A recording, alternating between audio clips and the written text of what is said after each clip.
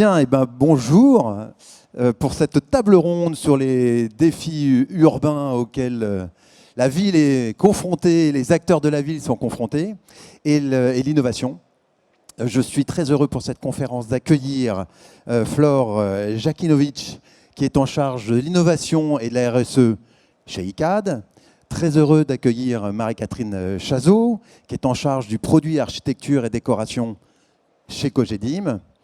Très heureux d'accueillir Arnaud Anantaraman, directeur général délégué chez Cofim, qui précédemment fut directeur de cabinet dans un ministère du logement. Et aussi Pierre Vignard, en charge du marketing et du commerce chez Vinci Immobilier. Donc c'est eux quatre qui vont aborder ce sujet-là. Et qu'on a un petit peu préparé. Je tremble un peu, il y a du monde, je suis en plein stress, comme en haut d'un grand plongeoir avant de s'élancer dans le vide, mais on va y aller ensemble. Une première question que je voudrais te poser, Flore, j'ai gagné mon pari. Est-ce que tu peux nous faire un rapide rappel? RSE, innovation, c'est un enjeu qui est au cœur de tes préoccupations quotidiennes. Est-ce que tu peux nous exposer les grands enjeux climatiques auxquels aujourd'hui les villes sont confrontées et auxquels les acteurs de la ville sont confrontés? Mais juste pour nous donner quelques grands chiffres, pour se rendre compte que les enjeux sont lourds. Oui. Bonjour à tous. Effectivement, les enjeux pour les acteurs de la ville sont importants, sont lourds et surtout ils sont là. On s'en rend compte avec les inondations récentes en Espagne, on s'en rend compte avec les inondations d'il y a un an dans le nord de la France, on s'en rend compte avec les feux qui se rapprochent, les incendies de plus en plus des espaces urbains.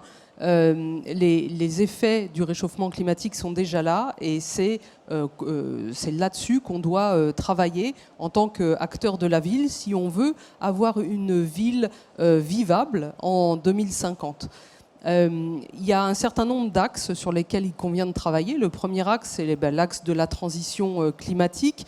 En gros, le bas carbone et la biodiversité. Comment est-ce qu'on fait pour décarboner notre manière de construire? Comment est-ce qu'on fait pour adapter ce qui existe? Et la ville de 2050, elle est déjà à 80% déjà construite. Donc comment on fait pour l'adapter à ce climat de plus 4 degrés probablement sur la partie de l'Europe occidentale? Ça veut dire que d'ici 2050, d'ici 2100, on va recréer que 20% d'une ville adaptée au climat. Oui, tout à fait. D'ici 2050, finalement, on estime que la ville de 2050, elle est déjà là. Et il y a un certain nombre de réglementations qui font que de toute façon, il sera compliqué de créer des choses nouvelles dans des endroits où aujourd'hui il n'y a rien, notamment la ZAN, donc la non-artificialisation nette. Ça va nous amener à travailler sur l'emploi de friches, de délaissés, d'espaces déjà artificialisés et à travailler là-dessus et à transformer ce qui existe déjà. Donc on a ce premier axe, le carbone, l'atténuation, puis le carbone, l'adaptation. La biodiversité, évidemment, comment est-ce qu'on fait pour protéger les sols? Et donc ça va un peu à l'encontre de l'activité traditionnelle du promoteur qui est basée sur l'étalement urbain. Si demain on ne peut plus construire sur des sols non artificialisés, comment fait-on pour construire cette ville et répondre aux demandes de logements qui sont de plus en plus criantes? Premier axe. Deuxième axe, la transformation des usages. On le voit, les citoyens aujourd'hui déjà demandent un logement pour ceux qui n'en ont pas, et cette crise elle est de plus en plus forte, ont une autre envie de travailler, d'autres manières de travailler, avec du télétravail, mais aussi peut-être avec des lieux de travail d'entreprise plus proches de chez eux pour minimiser les transports. Donc deuxième axe, changement des usages. Et puis troisième axe, je dirais c'est un axe un peu tech, parce que tout ce dont je vous ai parlé là, c'est pas forcément de la tech, mais c'est de l'innovation quand même. Et puis il y a quand même un axe un peu tech, et notamment comment est-ce qu'on utilise la technologie, l'intelligence artificielle, le BIM, enfin tout un tas de technologies pour réussir à être plus rapide, plus agile sur les axes que je vous ai présentés précédemment.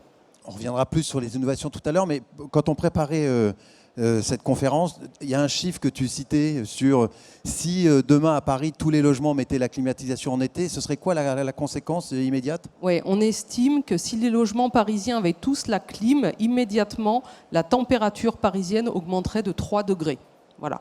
Et aujourd'hui, il est assez clair, parce que Paris est une ville qui est très minéralisée. Il y a finalement assez peu de végétaux, d'espaces où on peut profiter de l'évapotranspiration pour se rafraîchir, parce que les pierres renvoient beaucoup la lumière, parce que les rues sont assez larges, parce qu'il y a beaucoup de mobilité thermique. C'est une ville qui est extrêmement soumise, la première d'Europe à être soumise finalement à ce réchauffement climatique. On estime que des températures de 50 degrés à Paris pourraient tout à fait être possibles entre 2040 et 2050. Voilà. C'était bien le pitch juste avant, c'était dans le sujet. Tombe bien. Arnaud, une question peut-être d'ordre plus macroéconomique ou économique sur les moteurs d'innovation chez les promoteurs. Dans le fond, on y a un peu réfléchi tous ensemble. Qu'est-ce qui pousse aujourd'hui les promoteurs à innover ? Alors, ça marche, c'est déjà bien. Bonjour à tous. Moi, je pense qu'il y a deux principaux moteurs aujourd'hui. Le premier, il est classique pour toutes les entreprises, finalement, c'est la concurrence entre nous. Et donc, c'est le client auquel on cherche à s'adresser. Et on est quand même dans un moment assez particulier en matière de clientèle pour la promotion. Sur la vente au détail, donc au particulier, il faut avoir en tête qu'on est passé des années 2017-2019 où on avait 120 000 ventes en moyenne par an à 50 000 cette année. Donc on a quand même un marché particulier qui s'est largement restreint et notamment l'investisseur locatif particulier, il a largement disparu avec la fin annoncée du Pinel. Et donc on a face à nous plutôt l'acquéreur de résidence principale sur lequel on sent qu'il y a aujourd'hui un frémissement assez positif avec le retour du crédit immobilier, avec la baisse des taux d'intérêt, avec le prêt à taux zéro qui a le vent en poupe. Et voilà, on a aujourd'hui quand même, je pense, tous des exemples de lancements commerciaux qui sont réussis quand on a un prix, on va dire, assez maîtrisé. Alors, par exemple, la TVA réduite ou en tout cas un prix contenu. Et donc voilà, on voit que ce segment, il est cette année il peut être assez porteur. Ensuite, s'agissant de la vente en bloc, on est évidemment toujours dans un contexte où le marché est très soutenu par les bailleurs sociaux, donc qui achètent des logements sociaux et intermédiaires. C'était évidemment vrai en 2023 avec les grands plans de rachat de la Caisse des dépôts et d'Action Logement. C'est toujours le cas en 2024, même si c'est dans les proportions moindres. Nous, chez Cofim, par exemple, on fera 60% de vente en bloc cette année. Les prévisions du marché sont un peu plus de 50%, donc la vente en bloc devrait être majoritaire cette année. Ce qui veut dire, en résumé, qu'en tant que promoteur, on a deux clients. Un, l'acquéreur de résidence principale à prix maîtrisé, et deux, le bailleur social. Donc ça montre bien qu'on est dans un contexte qui pousse plutôt à rechercher la maîtrise des prix et pas à faire de folie en termes de conception ou de prestations. Le deuxième moteur, je vais être très rapide là-dessus parce que Flore en a beaucoup parlé, c'est évidemment la transition écologique et la réglementation qu'il y a derrière. Donc ça a été dit, ça nous pousse quand même à construire largement différemment, donc à utiliser des matériaux qui sont moins émetteurs de carbone, à utiliser des sources d'énergie aussi qui sont moins émettrices de carbone. Donc voilà, donc on va utiliser des nouveaux matériaux, des matériaux biosourcés, on va faire du réemploi, de la réutilisation. Certains font des bâtiments passifs qui consomment très peu d'énergie. Mais finalement, là où ces deux moteurs, le client et la transition énergétique se rejoignent, c'est finalement vers une recherche de sobriété, dans tous les sens du terme, c'est-à-dire sobriété en termes de prix, sobriété en termes de conception. C'est vrai que c'est pas très tech. Je trouve qu'on est assez loin de l'image un peu de la Smart City des années 2010, c'est-à-dire la ville intelligente, connectée, où voilà, tout fonctionne et tout en autonomie et de manière optimisée. Mais voilà, aujourd'hui, en termes de produits, et je pense que Marie-Catherine le dira mieux que moi, mais on est là. Après, il y a aussi évidemment, et c'est peut-être moins visible du client, il y a quand même aussi beaucoup d'innovation dans les process. Donc, par exemple en back-office, aujourd'hui pour tout ce qui est études de marché, il y a de l'intelligence artificielle, pour tout ce qui est analyse d'appels d'offres, l'intelligence artificielle, et puis peut-être plus en aval et en proximité avec le client, il y a aussi quand même beaucoup d'innovation dans l'ingénierie financière pour trouver des modèles pour aider les gens à accéder à la propriété de manière partielle ou différée, etc. Mais bon, c'est vrai que là on revient du coup sur des sujets de financement et donc de prix, et donc ça correspond bien à la période. Bon, alors c'est vrai que la période n'aide pas forcément à s'investir, à se projeter totalement dans l'avenir, mais en tout cas la période oblige totalement à évoluer. Arnaud l'a abordé, mais Pierre, est-ce qu'on peut insister un peu sur ce point-là, sur les changements du marché? Et aujourd'hui, c'est ta préoccupation quotidienne. Les clients, ils sont en attente de quoi là, tout de suite? Alors, Qui sont-ils déjà et qu'attendent-ils? alors, les clients, ils sont effectivement, il y a une modification de la structure de la clientèle parce que depuis 40 ans, l'investissement locatif qui était soutenu par des lois fiscales qui permettaient de défiscaliser une partie de votre achat, l'année prochaine c'est fini, ou en tout cas c'est fini sur le gros sur l'élément le principal. Donc il y a un mouvement général de la profession vers tout ce qui est accession, primo-accession, les gens qui veulent habiter. Bon, avec une ingénierie financière, mais Arnaud l'a dit. Donc ça change effectivement pas mal la donne. Et après, en termes de produits, pour y répondre, et d'un point de vue commercial, ce que ça veut dire, c'est qu'aussi tout l'écosystème de distribution qui avait l'habitude de vendre sur l'investisseur est en train de basculer à marche forcée, notamment les banques, pour aller vendre vers de l'accession. Bon, pour vendre de l'accession. Le deuxième élément, c'est qu'en face de ça, il faut répondre avec un produit qui correspond aux besoins. Alors, il y a deux éléments, effectivement. Il y a un premier élément qui est le prix, et avec des produits qui sont... et l'ingénierie financière qui va avec pour permettre de se le payer. Donc ça va vers la notion de sobriété que tu évoquais. Et puis un deuxième élément, c'est que tout un tas de fonctionnalités produits qui jusqu'à présent étaient, on va dire, optionnelles ou qui étaient sympathiques à avoir mais qui n'étaient pas jugées comme indispensables, maintenant c'est indispensable. Si vous n'avez pas votre balcon, votre jardin, vos prises électriques dans le garage, si vous n'avez pas votre pompe à chaleur avec confort d'été, tout ça, vous ne pouvez plus vendre. Donc on est confronté à la fois à l'enjeu de proposer des produits pas chers, mais en même temps des produits qui avaient tout un tas de fonctionnalités. Et parce que le système réglementaire contraint à le faire ou parce que les clients... Les deux. Et donc ça fait évoluer la profession vers une logique de produits plus normés. Jusqu'à présent, la promotion immobilière, c'est créer des prototypes. En fait, chaque immeuble était un prototype, était quelque chose d'unique. Bon, on est en train d'aller vers quelque chose de beaucoup plus normé, avec des produits qui respectent un certain nombre de règles. Et ça, c'est un changement culturel très important pour la promotion. C'est bien de terminer comme ça. Qu'est-ce qu'il est bon, camarade? Ah oui, passer la main à notre ami que j'ai. Marie-Catherine, dernière question de ce premier tour.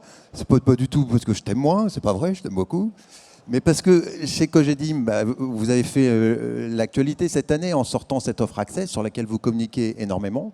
Donc est-ce que d'abord tu peux nous rappeler en quelques mots ce que c'est que cette offre Access et quelles conséquences elle a en termes de produits justement? On parlait d'innovation. Et en quoi c'est une innovation produit?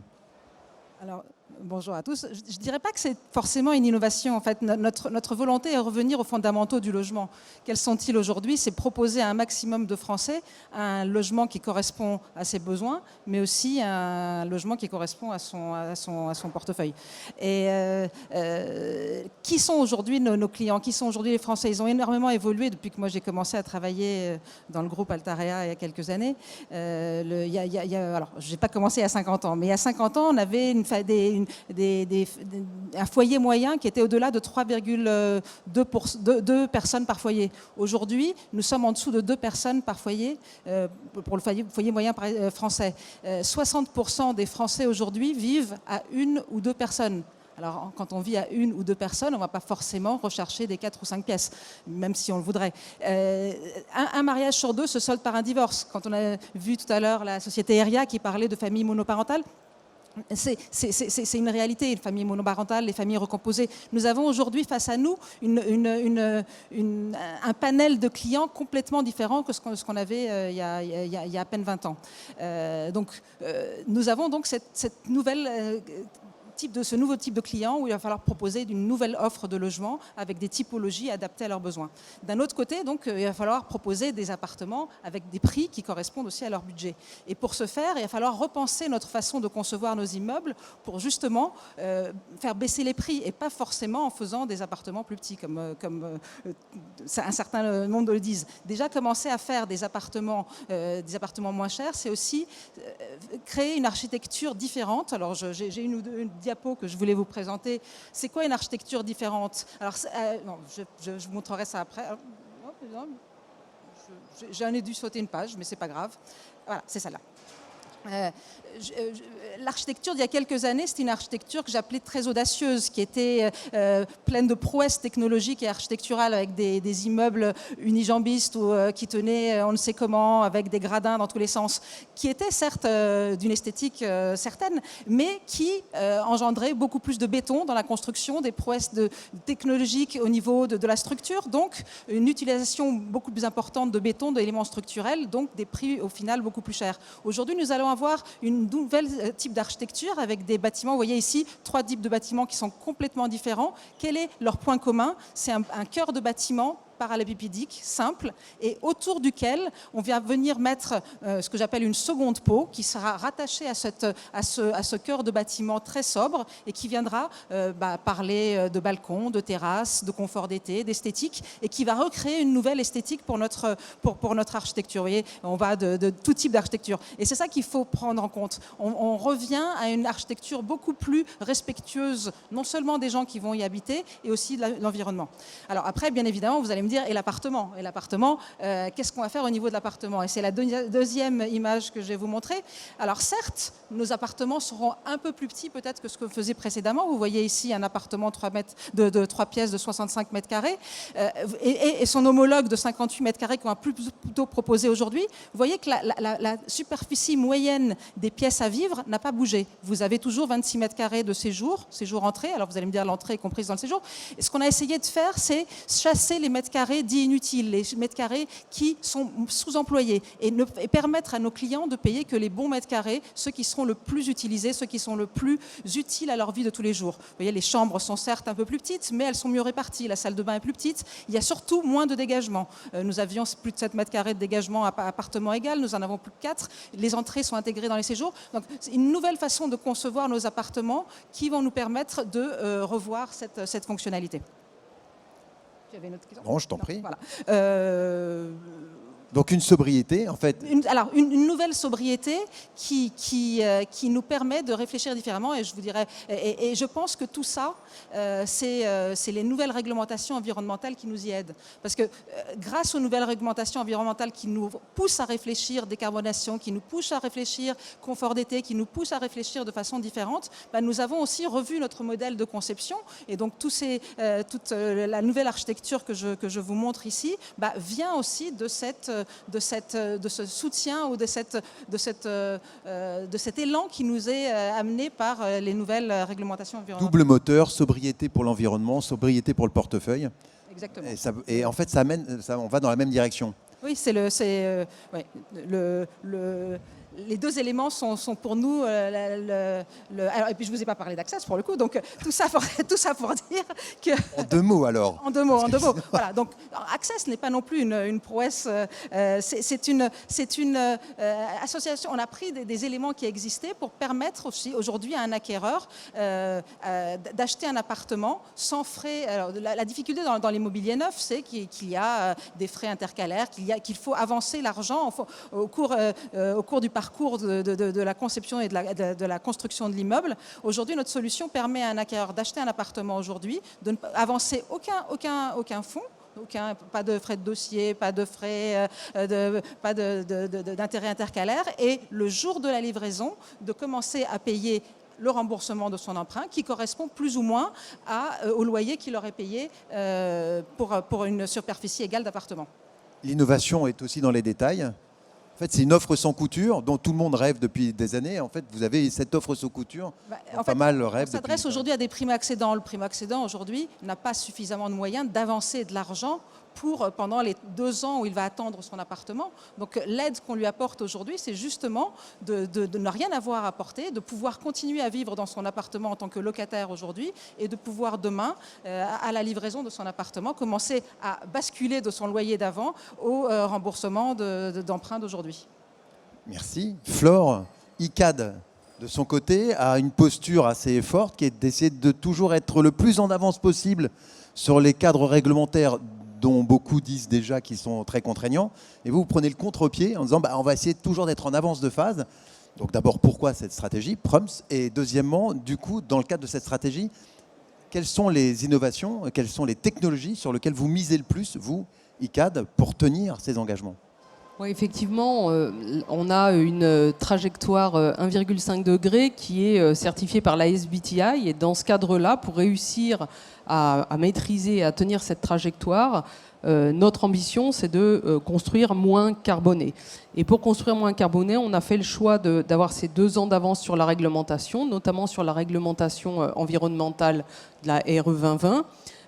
Donc dès le 1er janvier 2023, tous les PC qu'on a déposés l'étaient en RE 2025. Et cette année, un tiers des PC déposés le sont en RE 2028. Pourquoi est-ce qu'on fait ça ? Parce que en fait, ça nous permet de tenir cette trajectoire pour la promotion. Elle n'est pas simple à tenir. Le métier de promoteur, construire, c'est ce qui aujourd'hui est le plus émissif en carbone. C'est émissif en carbone à cause des matériaux de construction, essentiellement. C'est émissif en carbone à cause du transport. Et puis, dans le cadre de la SBTI, je ne sais pas si vous le savez, mais on compte aussi les 50 années d'exploitation du bâtiment qu'on est en train de construire. Donc si on veut aujourd'hui pouvoir tenir cette trajectoire, effectivement, il faut le plus vite possible émettre le moins de carbone possible. Et donc on a mis en place cet engagement.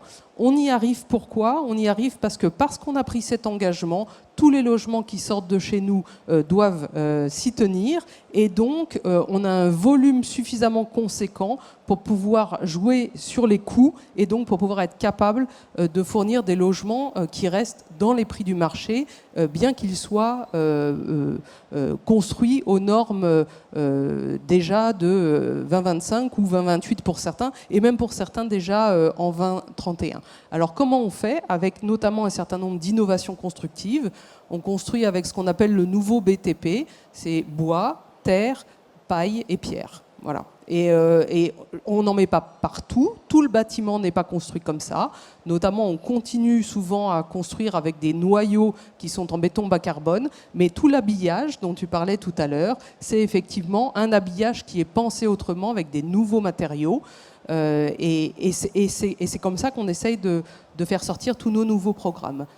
On a un startup studio qui s'appelle Urban Odyssey, dans lequel on co-crée des startups avec des entrepreneurs et on monte au capital de ces startups quand elles nous semblent pertinentes pour pouvoir atteindre nos objectifs. Et donc on est aujourd'hui monté au capital de 13 startups, notamment des startups qui travaillent dans les matériaux en terre crue, une startup qui s'appelle Terrio, des startups qui travaillent dans le recyclage de terre excavée de chantier pour en faire de la terre végétale qu'on réutilise sur les espaces paysagers dans nos programmes. On travaille évidemment beaucoup sur tout ce qui est hors site, solutions hors site de construction. Ça permet en fait de construire avec beaucoup moins d'erreurs, notamment en bois. Et ça permet de réduire considérablement le chantier. Quand on réduit le chantier, en fait, on évite des coûts et on évite des emmerdements. On évite notamment tous les désagréments des riverains, le bruit, la poussière, le temps du chantier rallongé. Donc le hors-site, c'est vraiment un vrai enjeu pour nous aujourd'hui. On travaille aussi sur la revalorisation des eaux pluviales. On voit à quel point c'est important aujourd'hui de savoir gérer les eaux pluviales, les eaux de ruissellement, au moment où il y en a beaucoup pour pas que ça fasse d'inondation, et en les réutilisant au moment où il n'y en a plus pour pouvoir alimenter la végétation et donc créer des espaces de fraîcheur et de l'évapotranspiration. Voilà. C'est des belles choses tout ça. C'est pas mal. Pierre, on se disait tous en préparant cette conférence en disant on risque d'avoir un discours un peu low-tech et pas très high-tech, parce qu'en fait, le message qu'ils essaient tous de vous passer, c'est que le métier est en train de se transformer à une vitesse comme jamais depuis 20 ans que je le pratique, moi en tous les cas. J'ai jamais vu ça. En remettant en cause les choses les plus fondamentales, le métier même, le bâti, le construit, le produit et la relation au client. Donc c'est quand même, ça s'appelle des changements quand même, quasiment un changement paradigmatique. Donc on se dit ouais, on va être un peu low-tech, un peu laborieux. On voulait parler un peu d'IA aussi, parce que toi, tu as des expériences en matière d'utilisation des high-tech pour justement faire face à ces nouveaux défis urbains et des promoteurs. Lesquels ? Alors, il y a 2 zones qui sont importantes. La première, c'est le développement, trouver les fonciers Et la deuxième, c'est pour ma partie, c'est la partie commerciale. Alors, sur le foncier, on a... alors, dans le groupe Vinci, il y a une start-up qui s'appelle Gabarit, qui travaille pour tous les promoteurs d'ailleurs, et qui utilise effectivement l'analyse de la donnée plus l'IA pour essayer d'identifier les bons fonciers. Alors ça veut dire quoi? Ça veut dire en fait on va être capable de calculer à travers l'IA la valeur vénale, le degré de constructibilité d'un foncier pour essayer d'estimer le prix de sortie qu'on va avoir dans 2 ans. Bon. On va par exemple faire des analyses de photos satellites pour voir si un foncier, on peut y faire quelque chose avec le fameux zéro artificialisation nette dont on parlait. Alors on peut faire des requêtes, on peut par exemple dire, voilà, trouvez-moi sur cette commune tous les bureaux qui font entre 1000 et 3000 m², qui ont un DPE qui fait EFG et qui ont une capacité de surélévation de 2 étages. Et ce faisant, grâce à cette donnée, on va être capable de mieux cibler les fonciers sur lesquels on va pouvoir faire des actions, enfin en tout cas, essayer d'aller récupérer de quoi ensuite faire des programmes immobiliers. Donc ça c'est le premier cas, parce qu'aujourd'hui on est obligé de beaucoup mieux cibler nos actions en matière de foncière dans le contexte qu'on connaît. Sur la partie commerciale... C'est pour mieux chasser la denrée rare que devient... La matière première, voilà, c'est pour trouver la matière première, parce que si on n'a pas cette matière première, on ne pourra pas faire d'opération, en sachant, comme l'a expliqué Flore, qu'on ne peut plus faire de l'extension géographique, on est obligé de faire du recyclage. Donc on est obligé d'analyser l'existant, de voir ce qui existe, et de voir si, avec cet existant, on est capable de monter un projet qui économiquement va tenir la route. Au niveau commercial, tu avais un exemple aussi? Alors, au niveau commercial, on commence à utiliser l'IA. Je pense qu'on est tous à faire un peu ça, à la fois dans la création de contenu, à la fois dans le suivi nous, on commence à le mettre en place, le suivi des entretiens de vente, par exemple, pour savoir. On est face à des clients qui sont de plus en plus sachants, qui sont extrêmement volatiles. Donc, comment est-ce qu'on arrive à les retenir et faire en sorte qu'ils viennent chez vous plutôt que d'aller chez le voisin? Donc, on commence à utiliser l'IA dans les entretiens de vente justement pour essayer de détecter, de comprendre qu'est-ce qui doit être dit, qu'est-ce qui doit être fait pour pouvoir mieux garder les clients. On va utiliser l'IA aussi pour l'analyse des contrats. Bon, et puis, ça commence à se généraliser.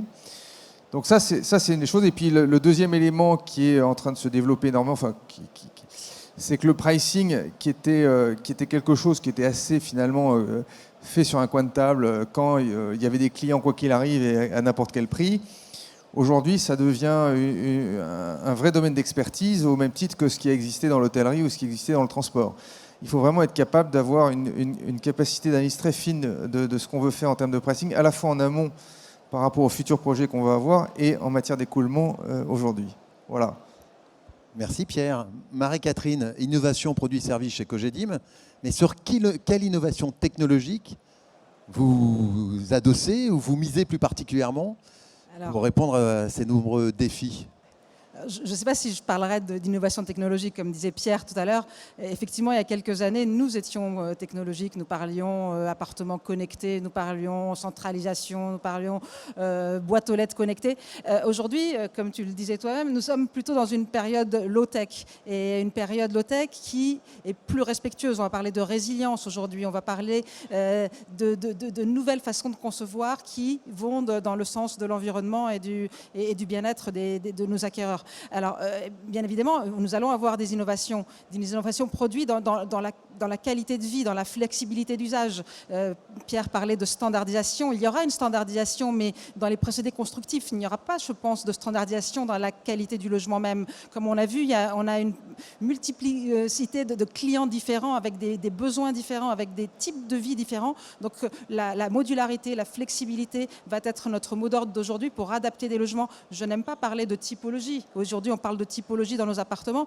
Nous, on parle maintenant de typologie intermédiaire parce que c'est tout le panel de surface qu'on va pouvoir proposer à nos acquéreurs qui est important. Et pour que chacun puisse vivre son appartement comme il le sent. Je parlais avec une cliente récemment qui vient de se séparer et qui cherchait un appartement pour vivre avec ses 2 filles après son divorce. Et elle me disait, mais c'est tellement difficile, on me propose que des 2 pièces de 38, 40 mètres carrés, c'est petit à 3. et des 3 pièces de 60 mètres carrés, mais c'est trop cher pour moi. Je ne peux pas acheter un appartement de 60 mètres carrés. Et les typologies intermédiaires qu'on propose, 2 pièces alcôve de 45 mètres carrés, était la solution qui correspondait parfaitement à ses attentes, parce que la petite pièce qui n'est pas une chambre, qui fait 6-7 mètres carrés, c'est suffisant pour mettre son lit, le cacher avec une porte coulissante ou un rideau, et avoir son intimité dans un petit coin, et pouvoir avoir ses enfants dans la chambre, des lits superposés dans la chambre, et puis vivre dans le séjour. Voilà, c'est toute cette flexibilité que nous demandent nos acquéreurs, c'est de les comprendre déjà, de comprendre quels sont leurs modes de vie, quels sont leurs besoins, et d'avoir la réponse la plus juste à leurs besoins. Donc voilà pour moi, l'innovation est plutôt fonctionnelle, plutôt que dans la technologie ou autre. Avant que je pose la dernière question à Arnaud, je vous écoutais, j'ai une question de joker qui n'était pas prévue, donc vous n'êtes pas obligé de répondre. Mais en fait, je vous écoute depuis tout à l'heure et je me dis, mais pour les promoteurs, construction ou transformation ? Au niveau réflexion stratégique, c'est quoi vos réflexions là-dessus ? Plutôt l'un, plutôt l'autre ? Il y a un métier qui est nouveau, l'autre qui est connu ? Le neuf, pour moi, a toujours sa raison d'être et de vivre, et qui est complètement indépendante de ce qu'il y a dans l'ancien. La réponse ne sera jamais la même. Évidemment, il va falloir travailler sur le parc ancien, le rénover, le rehausser, le réadapter. Mais le neuf a aussi sa raison de vivre, avec des nouveaux matériaux, des nouvelles réponses environnementales, le traitement du confort d'été. Tout à l'heure, j'ai bien apprécié la peinture adaptée au confort d'été. Voilà, je pense que les besoins en logement aujourd'hui sont énormes, et il n'y a pas un type de logement qui va combler tous les vides. Donc il y a de la place aujourd'hui pour tout le monde, le neuf, l'ancien. Flore ? Aujourd'hui, l'énergie est mise beaucoup sur les grosses restructurations. La transformation de tours de bureaux, vous savez qu'il y a plein de mètres vacants partout. Comment est-ce qu'on transforme des tours de bureaux en logements ? Comment est-ce qu'on transforme des anciens hôtels qui ne trouvent plus du tout de marché en logements ? Donc là, on a un gros travail à faire là-dessus. Comment on transforme les entrées de ville, cette France moche dont on entend parler de manière très régulière, en nouveaux quartiers, et donc comment est-ce qu'on remet du logement dessus. Tout ça, c'est de la grosse restructuration, parce qu'en fait, c'est déjà artificialisé. Comme c'est déjà artificialisé, on émet beaucoup moins de carbone. Néanmoins, il y a quand même un besoin de logement neuf qui ne trouvera pas toujours un espace artificialisé où se construire. Et donc forcément, il y a une part de construction nouvelle, mais c'est une construction nouvelle plus dense, plus compacte, avec des matériaux qui sont des matériaux souvent biosourcés, avec des systèmes de chaud, de froid qui s'appuient sur la géothermie et qui n'émettent pas beaucoup de carbone. Et c'est probablement des constructions nouvelles qui ne ressemblent pas à ce qu'on a construit les 30 dernières années. Le métier de promoteur, c'est de construire. Sauf que c'est beaucoup plus complexe, parce que tu es obligé de travailler sur quelque chose qui existe déjà. Tu es obligé de travailler dans un environnement de contraintes à la fois législatives, à la fois énergétiques, qui sont considérables. Donc ça demande, et avec des clients qui sont plus prêts à payer n'importe quel prix. Donc en fait, ça demande une rigueur et une exigence de absolument tout essayer de balayer à l'avance, qui est beaucoup plus forte que dans le passé. La promotion est un métier de risque, parce que tu t'engages financièrement aujourd'hui sur quelque chose que tu devras vendre dans 2 ans. Il vaut mieux bien tout vérifier, bien tout regarder. Avant, c'était pas grave, on pouvait augmenter les prix et on s'y retrouvait. Maintenant, c'est fini. Donc c'est ça qui change. Donc c'est de la transformation, elle est là, si tu veux. C'est plus complexe, mais intellectuellement, c'est tout aussi stimulant. Arnaud, une dernière question, mais tu peux aussi répondre, promoteur, constructeur ou bâtisseur, mais les deux n'étant pas antinomiques dans ma bouche. Et une dernière question que j'aurais te poser, c'est effectivement sur est-ce que finalement les défis des promoteurs sont les défis de la ville ? Alors, moi je pense, et effectivement ça va faire le lien avec ce que vous venez tous de dire, que s'agissant d'abord des défis des promoteurs, on est quand même face à un marché du logement neuf qui, je pense, est durablement sous contrainte. Au-delà de la conjoncture, c'est-à-dire au-delà de la crise qu'on traverse depuis 2 ans, parce qu'il y a plusieurs facteurs en fait qui, pour moi, expliquent sur le long terme que on va construire moins de logements que ce qu'on a connu, on va dire, depuis 20 ans. Premier facteur, on a déjà tous parlé, c'est le ZAN, zéro artificialisation nette, donc il va quand même faire que l'accès au foncier va être plus contrôlé de manière générale. Deuxième facteur, je pense qu'on n'en parle peut-être pas beaucoup, mais tout ce qui est logement de loisirs, c'est-à-dire résidences secondaires, meublés touristiques, etc., est aujourd'hui largement sous pression. La réglementation est de plus en plus forte. Donc moi, je pense que c'est une production qui va se tarir au profit finalement de l'habitat en résidence principale. Mais donc évidemment, c'est la construction, une source de construction en moins. Et troisième levier qui pour moi est le plus important, c'est la démographie. On a aujourd'hui une démographie qui a vraiment énormément ralenti en France. Les chiffres sont, quand on les voit, sont quand même très frappants. C'est-à-dire qu'on avait un solde naturel, c'est-à-dire naissance moins décès, qui était à 300 000 par an en France en 2005-2006. On était l'an dernier à moins de 50 000. Donc en fait, on a divisé par 6. Donc, logiquement, voilà, en termes de population à loger, ça aura un impact. Et même si c'est un peu compensé par ce que disait Flore, c'est-à-dire sur la réduction, ou Marie-Catherine, je ne sais plus, ou tout le monde, sur la réduction de la taille des ménages, voilà, la compensation est loin d'être suffisante. Voilà, du coup, on va être dans un marché plus contraint qui va être très compétitif. Et donc, voilà, pour les promoteurs, ça va être une compétition peut-être plus difficile que celle qu'ils ont connue avant. Et donc, ça veut dire qu'on va devoir être très bon sur tout ce que vous avez décrit, c'est-à-dire la technique, la conception, l'optimisation. L'optimisation aussi des achats, je pense que c'est un sujet important. Et puis la commercialisation. Voilà, moi j'avoue que j'ai rencontré beaucoup de commercialisateurs qui m'ont dit assez honnêtement qu'ils avaient des forces de vente qui savaient vendre des logements quand les taux étaient très bas ou quand il y avait le Pinel et qu'aujourd'hui ils ne savent plus faire. Je trouve que c'est un discours un peu décevant et qu'en tout cas il va falloir changer ce point-là. Alors, au-delà du neuf, évidemment, les sujets du logement pour la ville, ils sont beaucoup plus nombreux. C'est-à-dire qu'il y a le logement existant, qui est en fait le principal, puisque le neuf, ça représente chaque année moins de 1% finalement du stock de logements existants. Donc les principaux sujets de la ville en matière de logement, c'est quand même la transformation du parc existant, et donc c'est la rénovation des logements existants et l'adaptation des logements au vieillissement, en lien avec la démographie. Donc ça, c'est d'une part des sujets à l'échelle du logement, qui ne sont pas forcément des sujets classiques des promoteurs et qui sont, je trouve, peu mutualisables avec nos activités classiques. Alors c'est plutôt des sujets de foncières. Alors il y a des promoteurs qui ont des foncières ou des sujets de bailleurs sociaux. Mais en tout cas, pour un promoteur comme Cofim, c'est-à-dire une société de taille intermédiaire, c'est assez difficile en fait d'aller sur ce terrain-là. Après, il y a évidemment tous les sujets de transformation à l'échelle de l'immeuble qui sont un peu plus assimilables au neuf, donc sur lesquels on a voilà, un peu plus d'accointance. Et donc clairement pour nous c'est une opportunité, et notamment en maîtrise d'ouvrage délégué, qui est un métier différent, c'est-à-dire faire pour le compte d'eux, donc faire pour le compte de détenteurs d'actifs, voilà, fonds d'investissement, foncières, etc. Et puis nous ce qu'on va beaucoup regarder aussi, c'est des nouveaux produits en dehors du logement. Et on pense notamment par exemple beaucoup à tout ce qui est médico-social, puisqu'il y a aujourd'hui voilà, un besoin à la fois d'hébergement et de soins qui est assez important en France. Donc c'est sûr qu'il ne va pas falloir se tromper, mais voilà, on va chercher un peu la diversification pour compléter l'activité logement. Bah écoutez, je vous remercie vraiment sincèrement tous les quatre de votre intervention. En plus, vous avez accepté de préparer et d'anticiper. Vous êtes des grands professionnels et sur un marché qui est complexe en ce moment et sur lequel vous agissez tous les jours pour le faire avancer. Je ne sais pas si on a encore 5 minutes avant de laisser l'estrade pour d'autres. Si certains d'entre vous veulent en profiter pour poser des questions, n'hésitez pas. Je me jette à l'eau. T'as oublié ton canoë, toi, non? J'ai oublié mon canoë, donc... Steph, il a un challenge. Moi, c'était plongeoir, elle, c'était canoë. J'ai gagné.